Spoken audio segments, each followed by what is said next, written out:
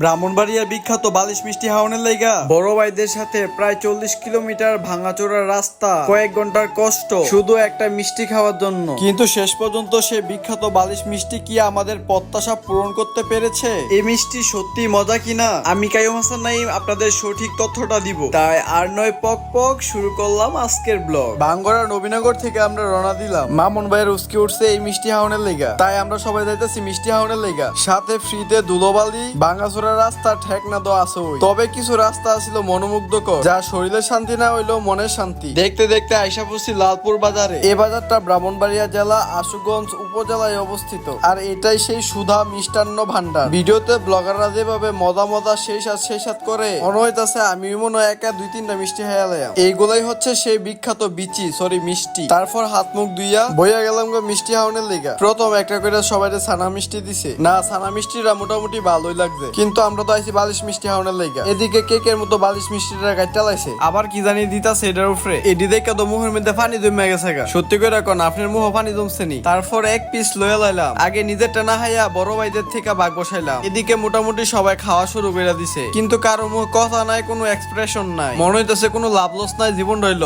বিষয়টা নিজে খেয়ে দেখতে হবে। বিসমিল্লাহ। মুখে দেওয়ার সাথে সাথে তো সেরকম ফালতু লাগলো। আমাদের তো আশা আর কষ্টের উপর কে যেন মুতে দিয়েছে। বিষয়টা এমন না যে একেবারেই খারাপ, তবে মানুষ যেভাবে এটাকে বর্ণনা দিয়েছিল সেই অনুযায়ী 10-এর মধ্যে 4। আমি বলবো এই মিষ্টি যদি খেতে আসেন অভিজ্ঞতার জন্য আসতে পারেন, মজার জন্য নয়। তবে দুঃখের বিষয় সবাই মিললেও একটা মিষ্টি খাইতে পারলাম না। রাস্তা খারাপ, এই জন্য আমরা নৌকা দিয়ে আসার সিদ্ধান্ত নেই। নৌকার মধ্যে আমরা কি কি করছি সেইটি দেখামো আরেকটা ভিডিওতে, তাই আইডিটা ফলো করে রাখুন। ধন্যবাদ।